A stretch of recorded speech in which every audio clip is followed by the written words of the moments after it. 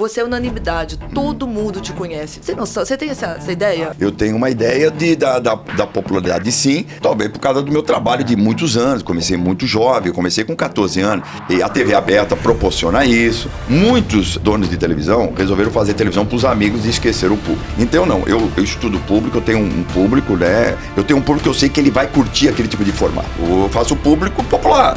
O pop, o que é o pop? O pop é popular no geral, ele atinge todas as classes, A, B, C, D, E. Tanto que todos os conteúdos que eu crio, eu que apresento. Então eu só apresento conteúdos que eu mesmo criei pra mim. Eu faço uma analogia, nós somos que nem goleiro. Você pode pegar o jogo todo, até pênalti, mas no último minuto tomou um frango, já é fracasso. Quem trabalha na área de entretenimento é goleiro. Eu fui o primeiro cara na TV brasileira que ter assistente de palco 2 travestis que ninguém achava que era travesti. E o João Kleber, personagem, é muito diferente do João Kleber fora da TV? Olha, diferente eu não diria. Eu não sou tão irreverente como no palco. Eu sou um cara mais tranquilo, mais sossegado. Quem vê pensa que eu sou um puta louco, né? Convidado de hoje dispensa apresentações. Acho que ele é a pessoa que é conhecida por cada brasileiro de cada idade. Para! Eu acho que você já sabe quem é. Pessoal, a gente está aqui com o João Kleber.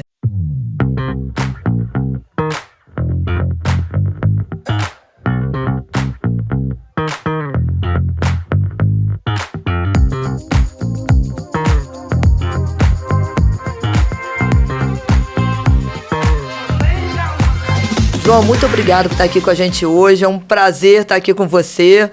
Já tivemos com você no evento, né, no mês passado, e agora aqui falando com a gente no podcast. Muito legal. Obrigado eu pelo convite de vocês.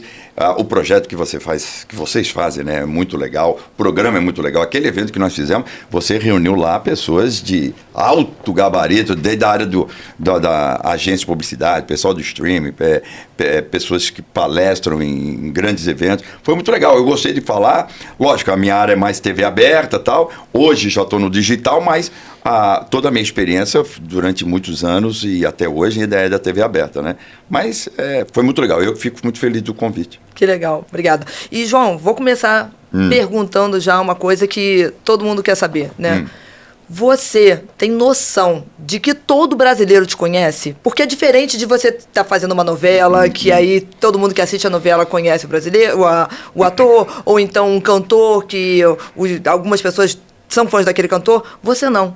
Você é unanimidade. Todo mundo te conhece. Gente nova, gente de meia idade, gente mais velha. Você tem essa ideia? Eu acho que não. A ideia, todo mundo conhece, não, mas eu tenho uma ideia da popularidade, sim, talvez por causa do meu trabalho de muitos anos. Comecei muito jovem, comecei com 14 anos. E depois eu fui atravessando gerações. E a TV aberta proporciona isso, né? Aí eu também migrei para o digital com meus conteúdos. Kawaii, TikTok, Instagram, Facebook. Então, e os conteúdos que eu crio, tanto que todos os conteúdos que eu crio, eu que apresento. Então, eu só apresento conteúdos que eu mesmo criei para mim, né? Então, eu tenho uma equipe muito legal. Então, esses conteúdos, eles são universais. Além de ser universal, ele é popular. Entendeu? Então, não existe, eu não sou de fazer, especificar um público, o público A, B, C, não. Eu faço o público popular. O pop, o que é o pop? O pop é popular no geral, ele atinge todas as classes, A, B, C, D, E, entendeu? Então, o maior exemplo, eu era garoto, quer dizer, adolescente, eu até já estava começando na minha profissão, as pessoas falavam assim, Silvio Santos, olha, a classe chamada elite, né? Eu vi e tal, mas eu não assisto, eu passei no corredor, a pessoa que trabalha lá em casa estava assistindo, mentira, os caras assistiam. Aí depois de um determinado tempo, de 20 anos para cá, o Silvio Santos começou a ser uma unanimidade. Ele sempre foi. Chacrinha sempre foi uma unanimidade.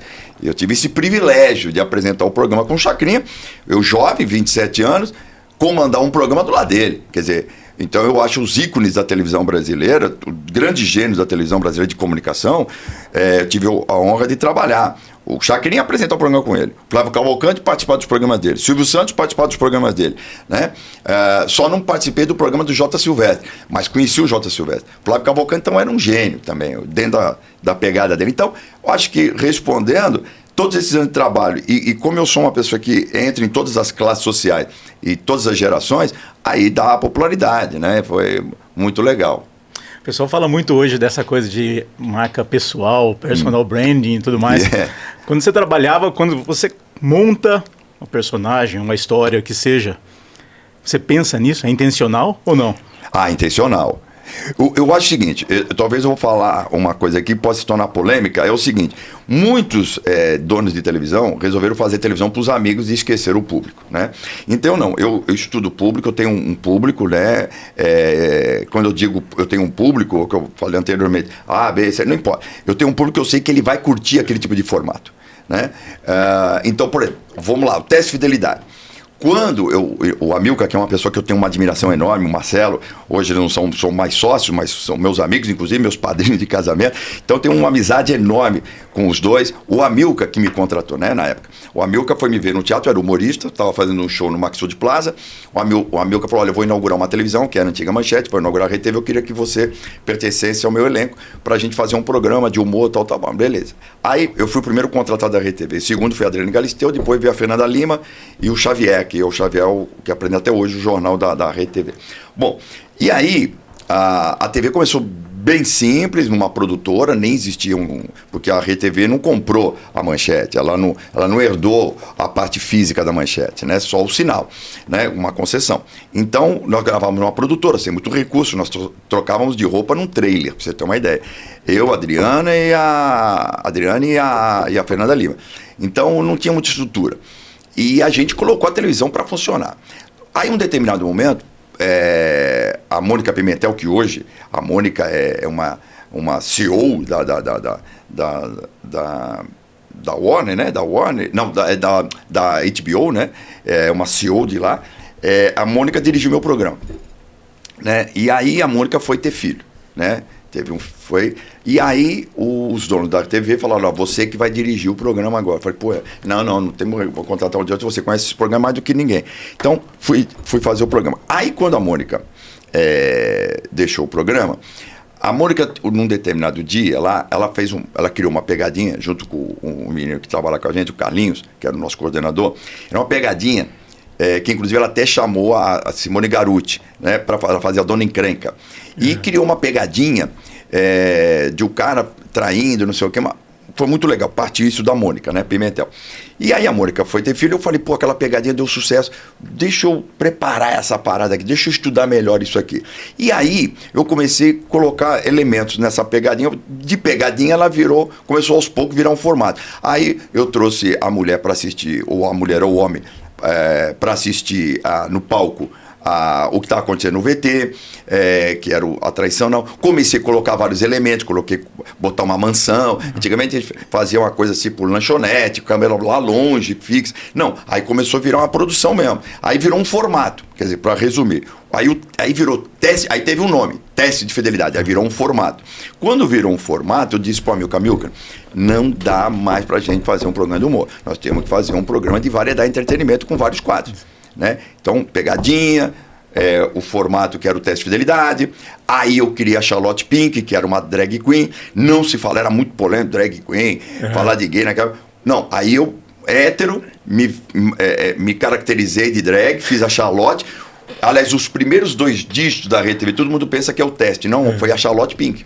E isso eu devo muito ao Maurício Nunes, né, que era o superintendente da Rede TV. Ele falou, João, faz a Charlotte Pink. Eu fazia tipo um podcast, né? Com a Charlotte, fazia um talk show com ela. E entrevistei Agnaldo Timóteo, o saudoso Lafon, entrevistei pessoas polêmicas. Mas a parada era o seguinte, o Maurício falou, você tem que ir pra rua. E quando nós fomos pra rua, aí eu comecei a desbravar, né? Aí o céu é o limite. Aí eu falei para a produção, falei, gente, se a gente fizer o dia a dia de uma transexual, pegar ela da hora que ela chega, a hora que ela vai, contar a história dela, por que ela está vivendo em São Paulo, todas fazem programa ou não fazem programa, ou só trabalham como show, porque a maioria delas trabalha em show, mas elas são classificadas como fazer programa, né? Quer dizer, e não é verdade, nem todas fazem o programa, né? E aí eu estudando uma história, a produção escolheu uma participante lá, uma drag, uma transexual, e essa transexual, linda, pra você ter uma ideia, pouca gente sabe disso, quer dizer, sabe da época. Eu tinha 2 assistentes de palco Eu fui o primeiro cara na TV brasileira de ter assistente de palco 2 travestis que ninguém achava que era travesti. Tanto que o diretor... Mas achava que era mulher. Que era mulher. Perfeita. É uma coisa incrível. A voz, tudo. Não tinha sinal nenhuma que era homem. Zero. Tanto que eu recebi uma mensagem, teve diretor da TV que perguntava, quem é? Apresenta essa mulher e tal. Eu falei, olha, posso te apresentar, mas tem que te contar a história. Os caras, tá de sacanagem que você tem ciúme dos teus profissionais. Não, é homem e tal. Bom, resumindo. E aí, uma delas apresentou uma amiga e falou, João, ela é uma mulher perfeita. Só que ela nasceu homem, mas, né? E não é operada. Mas é uma mulher perfeita. Você quer contar a história dela? Nós fizemos uma história dela, o dia a dia dela. Aí mostramos da hora que ela chega no flat, morava num flat. Inclusive o flat era aqui perto, né? Aqui perto da Vila Mariana. Ali na subidinha da... Não vou dizer o nome do flat, mas naquela subidinha da... que sai do Ibirapuera e sobe para cá. Como chama? Como é que é? Serra Madureira. Subindo. Bom, lembro como se foi... Isso foi 2001, hein? E aí gravamos com ela... E foi os primeiros 2 dígitos da RTV, demos 12 pontos. E por que você acha que deu 2 dígitos? Porque a curiosidade. A Charlotte já vinha com sucesso. A curiosidade, a matéria como foi. Porque todo mundo... a Charlotte... Porque tudo que eu coloco nos meus formatos tem humor. Porque minha formação é de humorista. Eu comecei na carreira como roteirista de humor. Então tem um toque de humor. É o entretenimento com humor. Então não era uma história... Por mais que contasse a história dela, dos pais dela, que o pai não aceitava, tal, preconceituoso, bom, tudo bem. Mas tinha o toque de humor, porque a Charlotte tinha o toque de humor, ela era leve. A minha personagem era leve, ela era descontraída. Então, e aí que foi a situação de você criar a personagem. Isso, voltando à tua pergunta, porque eu te contei toda essa história, porque tudo foi criado propositalmente. Entendeu? Estudado qual era o público. Estou falando de 2001, nós estamos em 2026. 2025 eu sou convidado para trabalhar em Portugal, pela TV portuguesa, TVI. Quando eu retorno, depois de 8 anos para o Brasil, o Amilcar diz, você tem que fazer um programa nas manhãs. Eu falei, não sei fazer programa da manhã, não é meu type. Não sou chefe de cozinha, não faço programa de fofoca, nada, a minha parada é outra. Aí ele falou, você tem que criar um programa Papai da Manhã. Aí foi onde eu criei Os Segredos, que eu tenho um toque da bizarrice, do humor e tudo. Então, tinha uns casos mais sérios, mas o que viralizou e deu grande visibilidade, não só no Brasil, mas fora do Brasil, depois do teste de fidelidade, é Os Segredos, né? Aquelas coisas malucas, Os Segredos. Isso viralizou demais. Aí também ajudou a atingir o público jovem, né? O público irreverente, a internet. Então, isso foi muito legal. E quando eu criei em 2013, ainda não existia redes sociais que existe hoje. Não existia. Não existia Instagram, não existia TikTok, não existia Kawaii, só existia o Facebook, né? Então, não existia nem o WhatsApp, né? Então, não existia rede social, plataforma desse tipo. E viraliza até hoje. Então, respondendo, tudo eu faço totalmente. É estudado. E o João Kleber, personagem, é muito diferente do João Kleber fora da TV? Olha, diferente eu não diria, mas eu não sou tão irreverente como no palco. Eu sou um cara mais tranquilo, mais sossegado. O apresentador é muito irreverente, eu sou mais de boa. Quem vê pensa que eu sou um puta louco, né? Puta louco. Então, não sou não. Eu sou um cara centradão, caseiro, me preocupo mais com família, tal, não sei o que, tal. Mas, lógico, tem alguma coisa de mim, né? Da minha reverência no área de criação. Não, eu sou um cara, isso sim, em casa, 24 horas pensando. Eu tenho uma personalidade muito ativa, né? Eu estava vendo um dia desse, uma série sobre me fale o nome dele agora, de um cara que foi um idealizador, chegou a ser político da França, está até na Netflix. que foi político, foi presidente de clube de futebol, foi dono da Adidas na França, tal. Então, nisso eu me assemelho um pouco com ele. É o cara que está sempre pensando em projetos, sempre pensando em coisas. Eu não sou um cara acomodado. Até às vezes eu tenho umas tretas com a minha produção, porque eu falo, eu com mais de 60 anos, sou ligado na tomada, vocês estão 25, 30, 35... estão tudo cansado, tô aposentado, entendeu? Isso me irrita muito quando eu vejo um pessoal mais jovem já parece que é aposentado, entendeu? Falta de criatividade, meio acomodado. Dormindo em cima de um sucesso. Não, para mim, eu digo para a produção, olha, o que foi agora foi bom? Foi boa audiência? Ok, semana seguinte já é outra história, né? Já é outra história. É que eu faço uma analogia, nós somos que nem goleiro, você tem que pegar o jogo todo. Porque se você pode pegar o jogo todo, até pênalti, mas no último minuto tomou um frango, já é fracasso. Entendeu? Então, eu faço essa analogia, dou como exemplo o goleiro. Quem trabalha na área de entretenimento é goleiro. Tem que estar por exemplo, vamos lá, uma série. Cada capítulo tem que bombar, né? Não pode ser meia boca. Cada programa, toda semana, tem que bombar. Não é porque um bombou na semana passada que o outro pode ficar mais... Sabe? Meio água com açúcar. Mais ou menos. Pelo contrário, tem que superar aquele. É difícil, lógico que é difícil. Mas é melhor cobrar do que ficar acomodado. E você se incomoda com o que o pessoal pensa de você ou não? Não. Por exemplo, João Kleber é uma porra louca, não sei o quê. Não. Vou te contar uma coisa. Quando eu comecei, as pessoas falavam para mim, o João, é meio devagar, João Kleber assim e tal, eu não acredito muito nele. E eu tive a sabedoria, eu estou falando disso há 30 e poucos anos atrás, eu tive a sabedoria de não acreditar. E hoje, quando os caras falam, o cara é um ícone, o cara faz isso, o cara faz tudo, o cara tá... Eu também tenho a mesma sabedoria também de não acreditar. Okay. Então, eu acho que você tem que estar sempre se autocriticando. Eu acho que isso é uma grande qualidade que eu tenho. Isso, eu tenho vários defeitos, mas uma qualidade eu tenho. Eu sempre me cobro.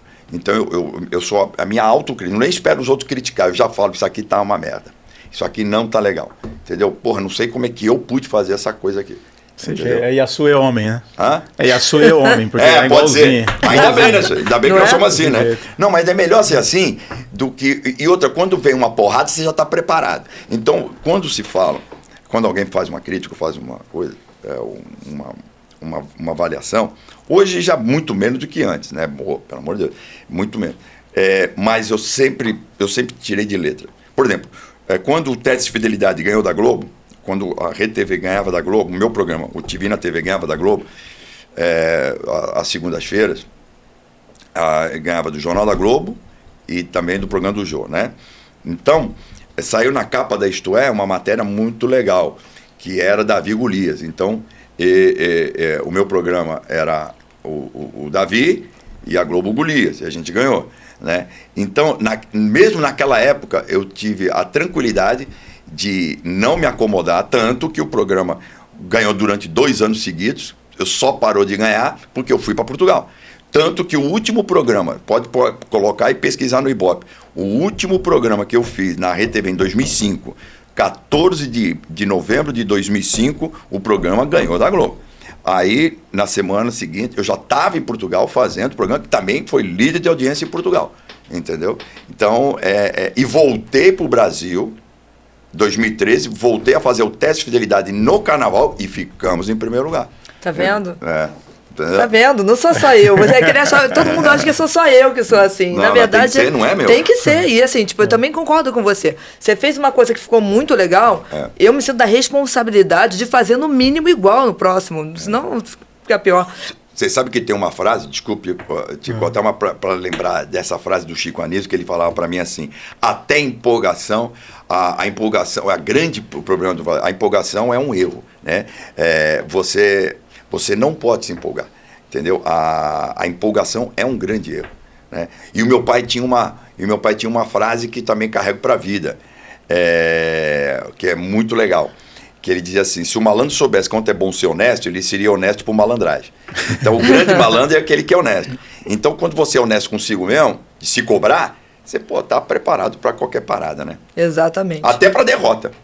Sim, eu também. Lógico. A gente pensa muito parecido. Você ganha na derrota. Ganha na derrota, você aprende e você tá. E assim, pra mim é sempre estar preparado, né, para aquilo. Você tá sabendo que não tá fazendo negócio, já fico preparada, já vou até o final tentando fazer o que é de melhor, eu sempre falo isso. Se não dá, aí tudo bem, não deu para fazer, mas eu vou até o final tentando. João, pegando aqui, buscando aqui a sua pegada aqui, quando você falou que é exibido em Portugal, como é que. Hoje você falou que você tinha falado já para mim no dia do evento que o seu programa é exportado hoje para mais de 100 países. 100 países, exato. Como que isso aconteceu? Aconteceu o seguinte, o programa, tudo começou em 2005, quer dizer, o Teste de Fidelidade começou em 2001. Aí em 2005 ele criou 2004 ele já estava com muita notoriedade, quer dizer, parava-se para assistir o programa. Primeiro que era um programa, hoje é um programa polêmico, a gente faz polêmica sobre o Teste de Fidelidade, imagina em 2005, 2004, pelo amor de Deus, né? Então, é o seguinte, aí quando foi em 2005, que eu recebi esse convite do Zé Eduardo Muniz, que era o vice-presidente da TVI, ainda os donos da TVI eram portugueses, e o Zé Eduardo Muniz continua até hoje, ele saiu, retornou hoje para a TVI. Quando eu fui para Portugal, lá mudou-se o nome, ficou Fiel ou Infiel. Então o Teste de Fidelidade, para o Brasil, pertence à RTV, para fora do Brasil, pertence a mim. Né? Foi um acordo que eu fiz com a RTV por deixar a RTV, porque eu tinha contrato de mais um ano, a gente entrou num acordo, a Milka e o Marcelo na época foram muito legais comigo e tal, e fui seguir para Portugal. Quando chegou em Portugal, o sucesso ele foi tão grande, para você ter uma ideia, ele estreou com 70% de share. Nossa. Em cima do maior artista português que era concorrente, que era a SIC, que era o Herman José. O Herman José é sucesso em Portugal até hoje. Né? O Herman José, para comparar, era um Jô Soares brasileiro. Português. Né? Aí eu ainda falei pro Zé Eduardo, pô Zé, lá em Portugal, lá no Brasil eu ganho do Jô. Aí eu venho aqui, ganho do Herman, pô, os caras fazem coisa de maluco, né? É o destino. E aí teve umas polêmicas, tal, na época, tal, do Herman, de brasileiro, umas coisas bobas que depois acabou ficando de boa. E aí a TVI, durante alguns anos, adquiriu os direitos do Fiel ou Infiel para exportar, quando eles lançaram a TVI Internacional. E com a TVI Internacional, ela foi para a Europa e desbravou. Europa, África, foi embora. E aí o Teste começou a ser conhecido na Europa inteira. Na África, eu tive em Angola, aí partiu da Rede TV, mas todos meus, quer dizer, com a minha apresentação. Todos com a minha apresentação. Então, ele partiu do Brasil para a África, né? A Angola, Moçambique e Cabo Verde. Né? Então, hoje o Teste de Fidelidade é conhecido na América do Sul, na Europa e na África. Que legal. Menos na Ásia. Né? No Japão não. Ainda não. Mas acho que não, é de verdade, mas o conteúdo tem uma pegada muito boa para o Japão. O Japão tem tudo a ver, porque o Japão faz programas muito grossos. Assim, grosso que eu digo no sentido não pejorativo. Bizarrão. Lapidação, bizarrão. E é muito legal. E eu gosto desse tipo de formato. Tem tudo a ver, acho que você tem que ir pro Japão. Falar pro pessoal lá, meus amigos lá do Japão, para colocar o João Kleber lá. Vamos fazer lá no Japão. Você sabe que eu inaugurei a Record no Japão. Ah, foi? Lá em Hamamatsu, Hamamatsu, né? Uhum. Porque é o seguinte, aí quando eu estava em Portugal, o Bispo Haroldo era o diretor-geral da TV Record em Portugal. E a TV Record era em Londres, aí passou a ser Portugal. E aí ele falou, João, você pode fazer um programa pra gente aos domingos? Aí eu falei, preciso pedir autorização à TVI. Mas não teve problema, por quê? Por vários fatores. Primeiro, porque era TV cabo, a TVI era TV aberta. Segundo, a Record é concorrente da Globo. A SIC, em Portugal, é concorrente da TVI. E os conteúdos da SIC eram exibidos coisas da Globo e muitas coisas a Globo criava, a SIC criava formatos da Globo, né? Ok. Então, eu falei, tudo bem, o Zé Eduardo autorizou, tudo bem, comecei a fazer. E aí, o meu programa, na época, a Eliana, olha só, a Eliana estava na Record. A Eliana acabava às 7 da noite, aos domingos, e eu entrava das 7 da noite, era o João Kleber total. Passava, e o programa ia também, para a Europa inteira, África e Ásia. Aí ia para o Japão e tudo. E aí, a Record estava muito pequenininha ainda no Japão. E aí o Bispo Paulo falou, João, nós vamos inaugurar lá um sistema, você vai fazer um evento, você vai ser o apresentador, você vai fazer evento, vai mostrar toda a comunidade brasileira que está lá, o projeto da Record. E a Record vendia ainda na época lá, porque em Portugal e em vários países ela é aberta, né? É um cabo aberta. Isso. Lá em Portugal, no Japão, na época, tinha que comprar um cartão, tipo pré-pago, a programação, né? E aí a gente foi divulgar isso. E nem tinha estúdio, não tinha praticamente nada. E na Espanha a mesma coisa. Na Espanha era só a rádio, um estúdio pequenininho, assim, o tamanho desse um pouquinho maior que esse, acho que nem isso, né? Na Espanha. E hoje a Record na Espanha é enorme. Né? Então a gente também fez um evento dentro do Shopping Center de Madrid, para a colônia hispânica, portuguesa, brasileira. Legal. Foi muito legal. Isso foi 2009. Tudo aconteceu na mesma época. Então, essa experiência foi muito legal. Foi uma experiência... foi ali que eu comecei a trabalhar com produções independentes, porque eu era contratado da televisão. Mas as produções eram tudo feitas por produtoras. É diferente do Brasil. Algumas coisas aqui agora, a Record faz muita coisa, produção independente, a Globo faz, né? Acho que menos, né? Mas a Record faz mais. Né? Mas na época era assim.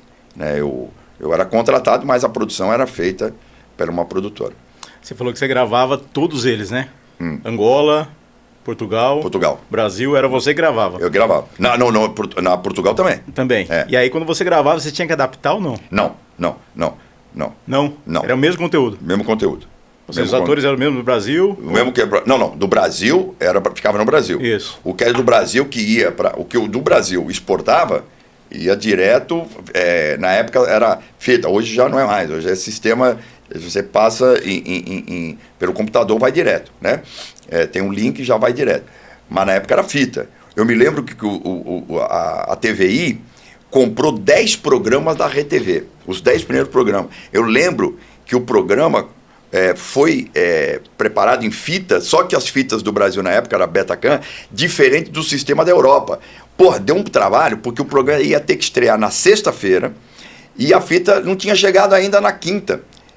Pô, foi uma loucura. Então tivemos que pegar uma fita, os caras tiveram que codificar, eles pagaram para um profissional de Portugal vir aqui, pegar a fita, levar para lá no voo à noite, chegar na sexta de manhã, preparar para exibir à noite.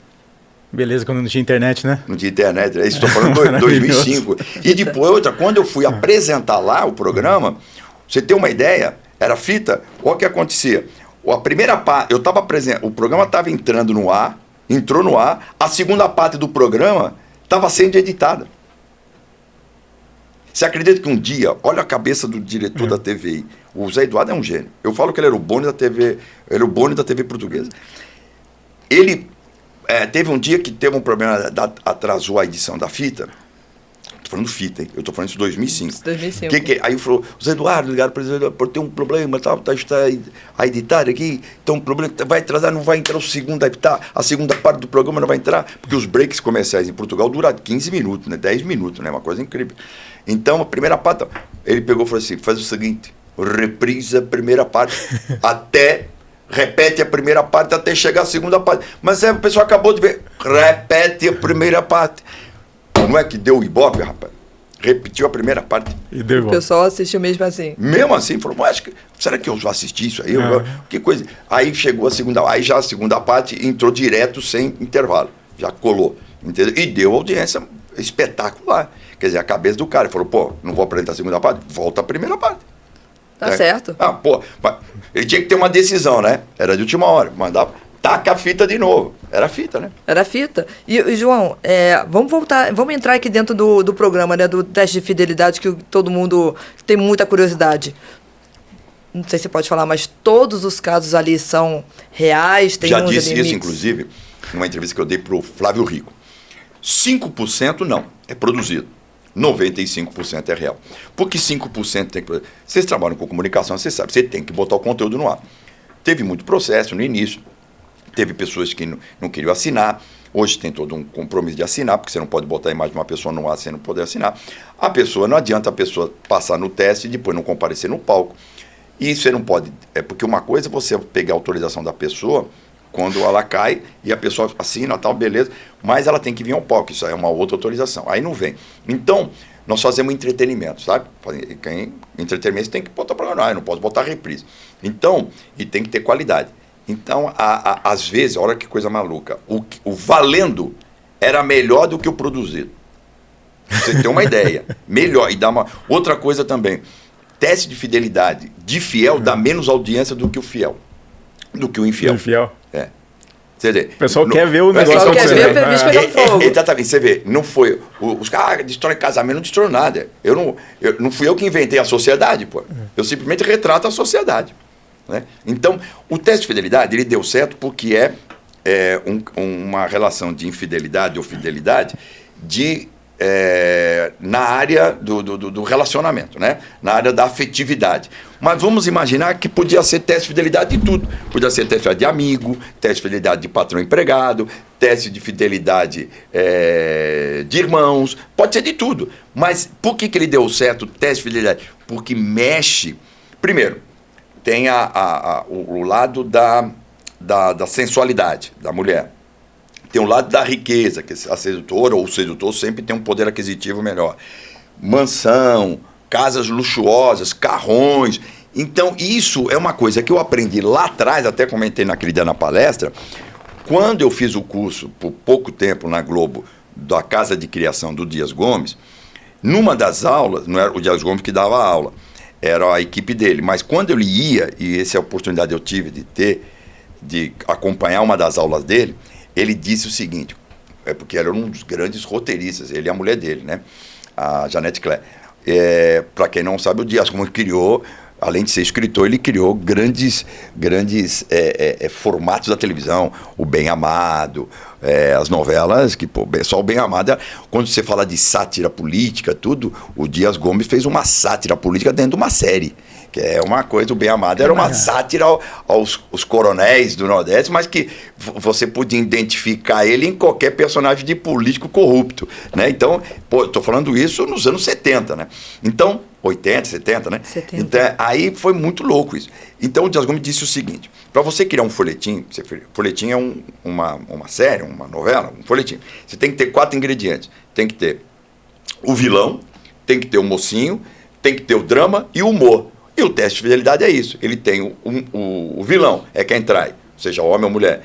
O mocinho é quem assiste a cena, que é o companheiro ou a companheira. Né? O drama é a situação em si. E o humor é quando entra no palco, que é onde eu faço o show, que é o meu pai do humor. Então, quando o teste de fidelidade começou a ter esse formato, que isso foi o grande sucesso dele, é um folhetim. Eu sempre digo para a minha equipe, gente, toda semana o teste de fidelidade é uma novelinha. É uma novela semanal. Entendeu? Lógico, a gente dá uma editada. A gente, o que é somebody love a gente não põe, né? O que é água com açúcar a gente não põe. O que está meio assim, não põe. A gente põe a parte mais... O teste grava em 1 dia, 2 dias, 3 dias. Então ali ia ficar mais de 20 horas de gravação, 15 horas de gravação. Não, a gente só pode... O VT tem de 20 a 30 minutos no máximo, né?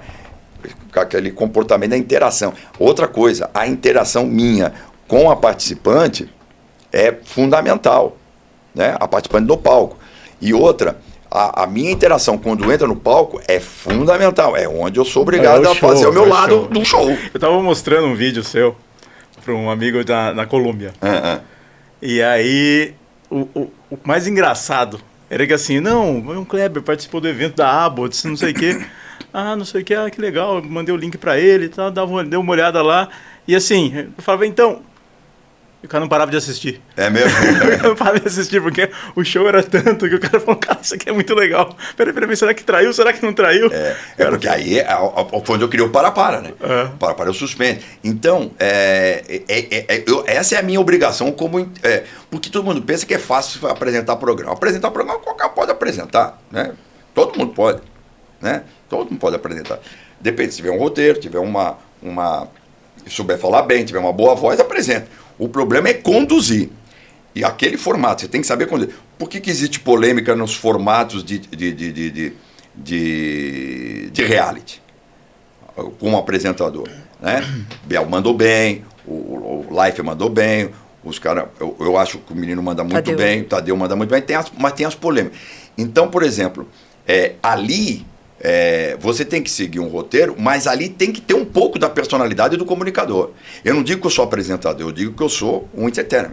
Então você tem que trazer a personalidade para você do formato, né? Se eu apresentasse um formato de reality show, né? Um reality mesmo, um programa tipo Big Brother, tipo Fazenda, tipo agora Casa do Patrão, tal, não sei o quê, eu ia botar minha personalidade e as pessoas entenderem. Você imagina, por exemplo, num determinado momento lá, eu entrar com para de brigar, pô, tá, entendeu? Então, essas... eu até falei já várias vezes para a RTV. A RTV tinha que fazer comprar um formato de um reality e eu apresentar, porque eu acho que isso ia ser muito louco. Primeiro que as pessoas já iam esperar, mas aí eu teria que colocar a minha personalidade dentro desse reality, entendeu? Uma coisa eu lhe garanto, morno não ia ser. Ou da minha parte ou de quem estivesse lá dentro. Que medo desse reality, hein? Talvez seja por isso que eles ainda não compraram, João. E me diz uma coisa, desses todos foram quantos testes de fidelidade, você tem noção? Eu não entendi. Você sabe quantos testes de fidelidade foram feitos até hoje? Ih! Perdeu a conta. Perdi a conta, não tenho noção. Até é bom fazer essa conta. Não tenho ideia. Você tem um caso... Sei que hoje o teste de fidelidade, só o teste de fidelidade tem mais de 7 bilhões de views. Olha isso. 7 bi, só o teste. Fora as pegadinhas e o conteúdos da RTV, hoje, os conteúdos da rede social da RTV, do YouTube da RTV, 85% são os meus conteúdos. Pegadinha, teste de fidelidade e segredo. E tem algum que você tenha falado assim, esse aqui ficou demais, esse aqui foi o mais bizarro de todos? Você tem uma... Teve de tudo. Um de Portugal ficou muito bom. Do Brasil teve vários. Teve os mais polêmicos. O cara que quis bater em mim dentro do palco, a mulher que quebrou o cenário. Então que eu falo, como é que um cara podia ser combinado se o cara ficou tão furioso, tão furioso, tão furioso? O cara, você disse, tipo, segurança, eu falei, tá maluco? Você tá... O cara ficou muito louco comigo, entendeu? Mas, inclusive, quando eu até falei com a produção, olha, gente, tomar cuidado, porque isso é um perigo. O cara entra armado lá, tá morto. Né, por qualquer motivo. E outra, ele assinou para ir pro palco com um objetivo. Ele foi com um objetivo de destruir. Aí o cara começou a chutar tudo do cenário, a mulher quebrou o cenário. Nossa, que treta. Foi uma treta, né? Esse foi mais uma coisa de receio. Outros que eu fui ser testemunha no fórum de separação. A mulher pediu o teste, na verdade, sabendo já que o marido traía, ela já sabia, com certeza, usou o teste para usar na separação. Entendeu? E eu fui no fórum já umas 4, 5 vezes. Não agora. Fui de testemunha. Imagina. De testemunha. João Kleber é testemunha. E você tem que ir, meu. Você não tem como não ir. Você não vai negar a justiça. Você não pode. Não pode. E eu achando que o treta ali era da mulher que tava falando que o homem era careca, que ela não sabia, que ela sentia saída, que ela odiava careca. Por que você não viu esse? Não, isso é do segredo. É do segredo desse? Esse é do teste, é o segredo. Você é careca, eu odeio careca. Gente, acho que viralizou demais ele. Aquilo é produzido, são coisas de shows que a gente faz. Agora, os sérios não viraliza, os bizarros viralizam. Por isso, quando eu falei pra equipe, falou, gente, um segredo tem que ser porrada. Sério, porra, coisa, né? Uma coisa assim que também surreal, mas sério. E 2 bizarros, né? E aí os que viralizam justamente quais são? Os bizarros, os malucos, o homem que revelou para a mulher que era careca, a mulher que se prostituía para comer cheeseburger, a amiga que não foi ser madrinha de casamento porque ela era uma Power Ranger. Então, essa é tudo muito louco. Então, isso vira universal, isso vende, né? Vende para o mundo. Então, com rede social, é muito louco, né? E você chegava a ficar nervoso ou não? Porque dá uma certa tensão, né? Dá um suspense ali. Ou você já... Não. Não ficava assim... A vida dos outros, não é dele. Zero. Não, quando você vai estrear um formato, você fica apreensivo. Depois que a coisa... Apesar que não é que eu fico nervoso, não fico nervoso. Eu fico sempre apreensivo que possa acontecer. Apreensivo. Porque é a reação dos outros, você sabe da tua, você não sabe da dos outros. Porque você lida ali com pessoas do povo, né? Então, é muito legal. Por exemplo, eu sou uma pessoa que eu tenho que ter plateia. Meus programas têm que ter plateia. Eu sou um cara que fui formado profissionalmente com plateia, né? A plateia, para mim, ajuda demais. Porque talvez a plateia não ajude quem não gosta de conduzir programa, né? Eu não sou apresentador de telejornal, eu sou apresentador de entretenimento, né? Eu sou um entertainer, como eu falei, eu sou um comunicador. Então, a plateia, eu jogo com a plateia, eu brinco com a plateia. Eu vou até falar um tema aqui vulgar, mas que o Chico Anísio falava, palavrão não existe, depende do que é palavrão, né? O Chico tinha umas coisas sensacionais. Então, por exemplo, com a plateia, às vezes eu me faço de morto para comer o cu do coveiro. Você entendeu como é que é? Então eu jogo, não sei o que é isso. Então você joga para ter o contraponto, né? O Chico dizia uma coisa muito legal. muito sério. Por exemplo, o palavrão é subjetivo. Então vamos lá. Chega um amigo para você encontra um amigo há muito tempo e pergunta para você: onde você está morando? Aí você, no caso, o cara fala assim: eu estou morando bem longe mesmo. Aonde você está morando? Longe? Que lugar longe? Não, por exemplo, eu estou morando lá, eu vou inventar um bairro, tá? Eu tô morando lá em Turatica de Carica, né? O cara fala: porra, você mora longe pra caralho, entendeu? Então o caralho ali, se você fala onde você mora, eu moro ali. Ele falou assim: mora longe. Agora, pro cara entender pra você que é muito longe, o caralho cabe bem, porque você fala, então o cara mora longe mesmo, que mora longe pra caralho, então ele mora muito longe. Então o palavrão nessa hora, ele não é pesado. É uma forma de você identificar que ele mora realmente muito longe. Viu? Entendeu? Mora justificável longe. total, meu Rio de Janeiro. Entendeu como é que é? Tá Mora vendo? longe pra caralho. Entendeu? Você mora lá pra baixo, depois da Baixada. Eu falei, pô, tu mora longe pra caralho. Entendeu? Então, um exemplo, mora na rodovia mora longe pra caralho. Então, então se você fala, moro longe. Mas o cara fala, mora longe. Longe é subjetivo. Pra um pode ser longe. Agora, quando você fala longe pra caralho, aí o cara aí é longe. Ele mora É longe de verdade. E o para? Quando que surgiu? O para surgiu lá atrás, em 2003, porque é o seguinte, eu fazia o TV na TV, que tinha o Teste de Fidelidade e outros quadros. Charlotte, que eu falei pra você e tal. E eu tinha 10 merchandising com um programa de 1h40.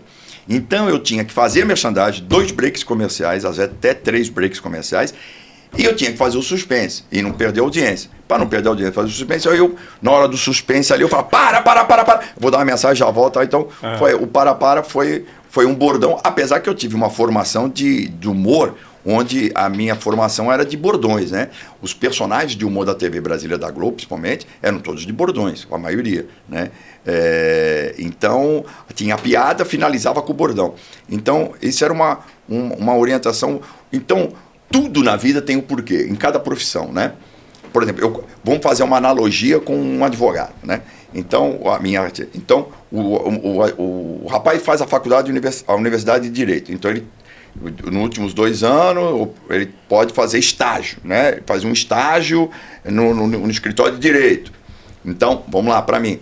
Eu comecei garoto, não estava fazendo faculdade nenhuma, porque não existia faculdade mas eu comecei como freelance de roteirista. Aí, depois de freelance, aí você vai para roteirista oficializado, mas não tem formação ainda. Aí você vai galgando até você fazer o trabalho de roteirista principal, até você fazer o trabalho de diretor, apresentador. Então, você vai galgando espaços, né? No caso aí do advogado, a mesma coisa. Então, ele foi estagiário de uma faculdade, estagiário enquanto ele está fazendo faculdade, porque ele tem que se formar. Aí depois ele vira efetivado no escritório. Aí depois ele pode virar o CEO lá, pode virar um sócio do escritório, dependendo do tipo de escritório de advocacia. Estou fazendo uma analogia com a Globo, né? Claro. Na época, a Globo era gigante, só tinha a Globo e o SBT e TV Tupi, né? Então, a Record também, mas não tinha o prestígio que tem hoje. Então, essa formação de você pegar e trabalhar com grandes profissionais, como eu trabalhei, me ajudou lá atrás, para meados da minha profissão, quando eu comecei a criar formatos, efetivar. Né? Então, o que eu aprendi lá atrás foi meu estágio. Meu estágio até na prática, depois. E aí eu uso até hoje. Então, tem coisas que eu uso. Você não deu o exemplo do Dias Gomes? Lá atrás, eu estou falando de comecinho dos anos 80, aprendi que podia fazer um folhetim, era assim. Falei, porra, o Teste de Fidelidade é isso, tá. Ó, o segredo tinha o personagem. Quando eu comecei no Boa, tinha um programa, quando eu era garoto, que chama Balança Mas Não Cai. O que era o Balança Mas Não Cai? Era um prédio, você lembra disso? Era um prédio que cada andar tinha um morador, um mais maluco que o outro, entendeu? E o que é os meus formatos?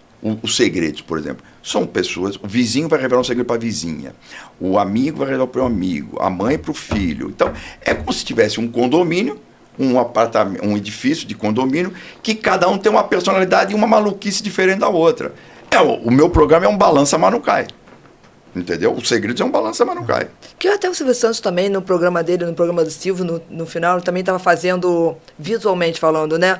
Colocando, não lembro agora se eram jurados, se eram pessoas, era Gazzaroli, aquele pessoal sim, todo sim. que sempre participava, e ele colocava também nesse mesmo formato, né? Exato. De um edifício. Exato. Quem fez isso antes, a Globo, que inclusive eu participei como participante fixo, a Globo fez com o Faustão, quando o Faustão inaugurou na Globo, estreou na Globo, era o Jogo da Velha.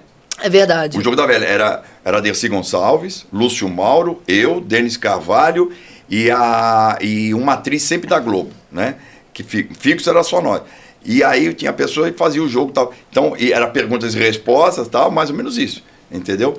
Então, o Jogo da Velha era assim. Então, é como se fosse os andares, né? E a Dercy sempre com aquela irreverência dela. Nós, muito divertido. Muito divertido. Eu tinha uma amizade com a Dercy brutal. Ela tinha eu como um filho, assim. Pra você ter uma ideia, quando eu morava no Rio de Janeiro, ela morava na Toneleiros, Rua Toneleiros. E aí, do lado ali na Toneleiros, tinha um clube que tinha bingo, né? Tinha jogar bingo e tal, não sei o que tal. E aí, eu morava na Barra, na época. Eu morava lá no Nova Ipanema, né? Aí as pessoas, Nova Ipanema. Nova Ipanema é o nome do condomínio, em frente ao Barra Shop, né? Eu morava lá.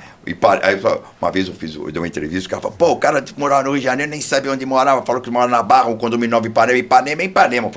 Aí eu respondi pro cara, ô Anta, é o seguinte, Ipanema é o bairro. Onde eu morava era o condomínio Nova Ipanema. Entendeu? Então, você vê como a internet é muito louca. Então, eu morava... Aí a Dercy ligava para mim, na época não tinha ainda celular. A Dercy ligava para eu ir buscá-la, para eu levá-la no bingo e depois ir buscar. Eu falei, Dercy, sábado não dá, eu sou jovem, tem que sair na noite, não sei a hora que eu vou chegar. Ela queria que eu fosse buscar ela no bingo. No bingo. No bingo. A Dercy era muito gente boa, muito querida. Ela adorava o Fausto e o Fausto adorava ela. O Fausto amava a Dercy Gonçalves. A Dercy. Ela tinha um carinho pelo Fausto brutal. Você sabe que ela morreu contratada do SBT, porque o Silvio fez um contrato com ela vitalício, né? Enquanto ela existisse, ela receberia um salário. Não sabia. No SBT, foi. Então, o Silvio falou, não, Dercy é a história da televisão.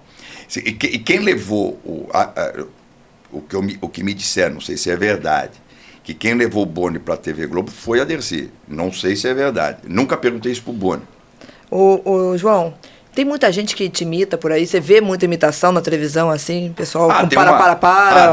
Tem. Não só humoristas, mas também, às vezes, acontece na área do esporte ou em outro programa, o pessoal fala, para, isso aqui é do João Kleber, tal, não sei o que, brinca comigo. Mas imitando só brincando, né? Não imita pegando, realmente copiando ideia, né? Já aconteceu, mas passa batido e também... Mas só o fator de fazer o para já identifica. É que, na verdade, também não precisa nem registrar, né?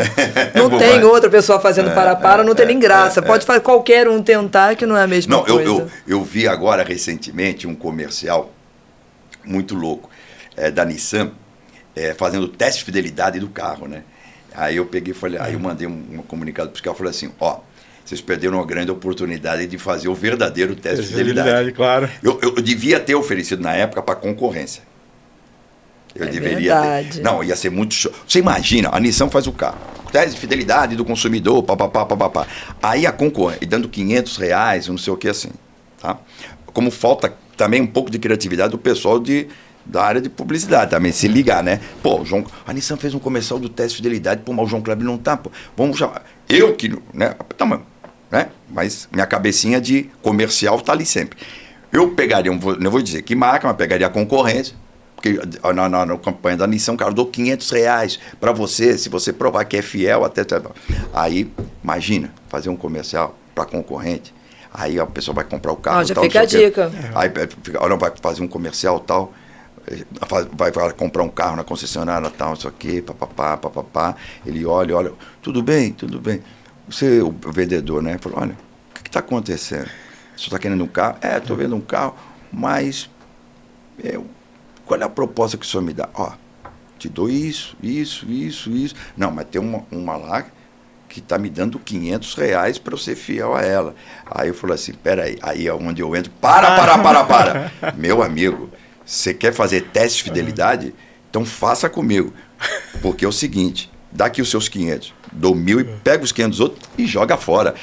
Esse é o verdadeiro cliente, o teste de fidelidade da fidelidade. Entendeu? Aí sim, hein? Porra, já vendeu aqui, olha. Já era. Lembra que eu falei no dia que eu mandei um negócio pro Sem Parar e os caras nem deram bola? Sim. Tem pessoa melhor para fazer a campanha do Sem Parar do que comigo. No meio do... Eu já dei o comercial pronto, não precisava nem gastar dinheiro com a agência só ia fazer na boa. você tá... O pessoal do Sem Parar, vacilar, né? É o seguinte, olha aí, eu dei pronto para vocês, hein? Não sei quem é o cara que recebeu aí, vacilou, hein? Não sei se passou pro dono. Que é o seguinte, você imagina, tem o pedágio, né? Porque o objetivo do Sem Parar é vender o Sem Parar mesmo. Sim. Pedágio, tem um pedágio. Aquela puta, e inclusive, quem não tem o Sem Parar... você fim de semana, eu tenho um caso em Piracicaba, eu sei que uma volta é uma fila enorme, e a causa trânsito, né? Então, aquele que você tem que passar ali para pagar, ou pagar cartão, não sei como é que faz, né? Você para, é uma fila enorme. Aí você imagina eu, João Kleber, entrando com aquela roupa do pessoal do Sem Parar, lá no começo, antes de chegar a fila, os carros estão vindo, eu começo a parar, os caras, para que pegar essa fila? Vai pelo Sem Parar, ganha rápido e ainda tem desconto. Pô, já vendeu aí, Sem parar. Simples. Não, manda, porra. Simples. Entendeu? Eu digo para você que é o seguinte, eu digo que é o seguinte, é a campanha pronta. E assimilar muito mais. Muito mais rápido, muito prático. Você acha que esse pessoal, principalmente agora, que está usando muito negócio de inteligência artificial, não sei o que, está perdendo essa coisa de... Da criação? Time, Eu vou dizer para você, eu uso inteligência artificial, mas eu mando nela. Entendeu? Eu faço o meu texto, eu peço para dar uma orientada para mim. Agora, o texto parte de mim. Nunca você vai tirar a criatividade daquilo. Nunca. A criatividade do ser humano. Agora, o que pode acontecer com a inteligência artificial é virar-se um comodismo para quem cria ou quem escreve. E aí, quando ele pensa que está fazendo um bem para ele está fazendo mal para si próprio. Porque ele está deixando de usar a criatividade para uma inteligência artificial preparar para você e ela te mandar, ela mandar em você. Aí você ficar totalmente dependente dela. E nem você virar funcionário dela. E amanhã a empresa troca você por ela.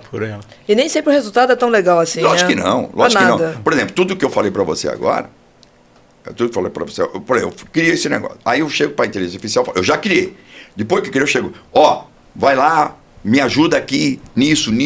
Como é que eu ponho? Que tipo de pessoa eu ponho? Como eu faço? Ela pode me ajudar a criar, mas não ela mandar na minha criação. Ela pode me ajudar a criar.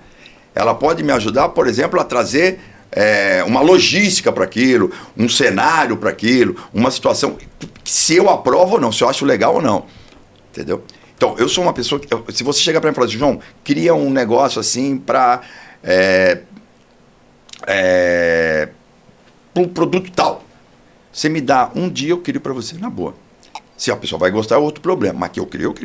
E não crio uma alternativa, não. Eu crio várias alternativas. Umas 2 ou 3 eu crio. Não tem esse negócio de inspiração. Na verdade, você usa, é talento mesmo. Porque isso aí... O dom com a prática, né? Tá. Dom, lógico, você tem que ter. Né? Agora, eu acho que a única profissão... uma vez eu até estava conversando com um amigo meu, jogador, o Júnior, que é nosso amigo em comum, o Zico, que é um amigo querido. O Júnior eu vi praticamente nascer, né? Criar de criança, tudo, os irmãos dele. O Zico era um amigão de muitos anos, né? E eu digo sempre o seguinte, o cara pode não ser o Zico, não pode ser um gênio, não pode ser um craque, mas se ele for esforçado e se ele for determinado, ele aprendendo os fundamentos do futebol, se ele tiver um pouco de noção do futebol e se tiver um esforço e tiver uma determinação, ele se torna um jogador profissional de futebol, coisa que no passado não aconteceria. Você pode pegar hoje um jogador, um central, um zagueiro enorme, forte, que se ele aprender um pouco de técnica, como o pessoal fala no futebol, do básico do futebol, ele se torna um bom zagueiro, entendeu? Já não vai se tornar um bom ponta de lança, como era o Zico, mas o meio-campo, um cara forte, pegador, ele não tem a técnica de um Falcão, mas ele vai pegar, com certeza, ele, como primeiro homem de meio de campo, ele segura. Então, isso no futebol dá certo. Na área do entretenimento, na área da área de criação publicitária, ainda é fundamental o cara a criatividade do profissional. Então, se você tem a criatividade e você tem a prática, entendeu? Você não pode deixar da prática, né? Em qualquer profissão, você está praticando, para um período de praticar, você volta meio capenga, né? Em qualquer profissão. parece que você perdeu a mão do negócio. Por exemplo, ficar muito tempo sem entrar num estúdio com plateia, ficar 1 ano sem ir pra plateia com plateia. Eu vou voltar, eu vou ficar, pô, estranho, esse ambiente tá meio estranho e tal. Parece que eu nunca entrei nisso, pelo amor de Deus, tá louco? Mas isso aqui é o cérebro, né? Ele lê, ele memoriza, mas ele te deixa, por que é isso que eu tô vendo aqui agora? Tá diferente, é uma coisa estranha. Entendeu? Eu fiquei durante 12 meses fazendo outras coisas, aí você entra no negócio, o cérebro, até ele voltar, entendeu? Você tem que aquecer. Tem que demorar Outra coisa, eu nunca gravei piloto, raramente. Na televisão, não. Você vai direto e grava já o valendo. Que vai pro ar. Tá valendo. Nunca gravei, nunca. Não, dos programas que eu faço, nunca. Mas tem algum motivo pra isso? Não, foi coincidência mesmo. Foi coincidência. Então é assim, tipo, não tem nada, nunca tem teste, né? Não. Já é o valendo sempre. Tá valendo. João, a conversa tá ótima. Eu tenho que te liberar aqui por conta do vou seu horário. Vou gravar agora. Por conta do seu horário. Mas antes de te liberar, eu queria saber de você. Você tem uma mente super ativa, dá pra perceber falando com você, que você faz 500 coisas ao mesmo tempo. Tem algum projeto teu que tá no forno que você possa dividir com a gente? Olha, eu tenho ideia de fazer um reality, criar um formato de programa. Sim, já tá engatilhado. Já está bem engatilhado esse projeto. A TV JK, né? Que a gente está fazendo, mas da rede social. Mas esse reality é uma coisa muito legal. É uma coisa que eu ainda estão fazendo a 4 mãos. Estamos desenvolvendo. Eu acho que isso aí pode dar um bom caldo, como a gente diz no meio artístico. Dá um bom caldo. Pode acontecer. É polêmico, tem que ser polêmico. Não pode ser nada que seja lembrado ao teste, nada que lembre o segredo, nada que lembra outras coisas que eu já fiz, né? E o Chacrinha tinha uma frase que ele diz o seguinte: nada se cria, tudo se copia, né? E você só muda a forma. É que nem bolo de chocolate tem vários, agora depende de quem prepara a receita, de quem prepara o bolo, quem vai preparar a mistura dos ingredientes. Quem vai mexer? A mão de quem vai mexer o ingrediente do bolo de chocolate. Bolo de chocolate tem vários, tem milhões de bolos de chocolate. Agora, nem todo bolo de chocolate é igual. Um pode ser melhor, outro pode ser pior. Aí tem um detalhe: a calda do chocolate, vai ter calda de chocolate, vai ter alguma coisa misturada no bolo de chocolate. Então, esses ingredientes é que tem que ter uma avaliação, inclusive, usando um pouco da criatividade minha, um pouco da experiência minha, um pouco da experiência dos outros. Ouvir as pessoas, isso é uma coisa que eu gosto bastante. Ouvir as pessoas, não sou o dono da verdade, né? Então, uma mistura disso dá um bom bolo de chocolate. Ouvir as pessoas e, no final das contas, para qualquer coisa que você faça, tem que ter um borogodó. Tudo. Se não tiver o borogodó, não fica 100%. É isso. Aí tem uns que tem o borogodó para fazer televisão, outros para apresentar, outros para tem uma frase, outra do Chico, mais uma de Chico Anísio: até o improviso tem que ser programado. É verdade. Até o improviso tem que ser programado. Então a probabilidade do erro é muito menor, né? Então ouve as pessoas, pega opiniões, mesmo que você discorde, mas pelo menos ouve 1, 2, 3, 4. Será que 4 pessoas falando similar, diferente de você, as pessoas não podem estar mais ou menos certas? Você consulta 10, 4 falam diferente, as outras 6 se dividem entre elas e você tem a sua. Então, pega o bojo ali daquelas 4 que foram mais próximas, iguais, ali bem próximas, quase iguais, né? E tenta tirar um pouco daquele suco. É como bater uma vitamina. Você põe lá no liquidificador, tal, você põe algumas coisinhas ali, tal, vai fazendo. E você põe um ingrediente ali, põe um tempero ali, põe outro negócio ali, põe uma fruta, põe tal, bate. Aí você fala: tá gostoso, mas podia ficar melhor. Se você tivesse ouvido, e se você tal, fizer isso, se você... É que nem receita para pele, tá na moda, dermatologia. Você pega o Instagram, todo mundo dá consulta de tudo, né? Inclusive agora os dermatologistas dão consulta, todo mundo dá consulta na internet. Usa coisa caseira, mas esse produto é legal. Então, se a pessoa, se todo dia você botar o produto, você vai, cada um fala um negócio, tua cara vai ficar engraçada, né? Vai pro circo, né, meu? Entendeu? Então, você tem que ouvir, dar o tempero, mas ouvir e colocar o teu ingrediente. João, é muito bom falar com quem sabe falar, se comunicar. Isso aqui, para mim, eu poderia ter ficado aqui mais 1 hora, pelo menos eu tenho pergunta até querer mais. Muito obrigado, de verdade. Pra gente é um prazer, uma honra grande ter você aqui. Obrigado mesmo. Obrigado. Vocês são muito queridos. Parabéns pelo programa. E quando tiver outros eventos daquele lá, me chama que vamos lá. Vamos embora. Perfeito. Vamos fazer. Final do ano tá aí, novembro. Se Deus quiser, tamo junto. Conte comigo. Fechado.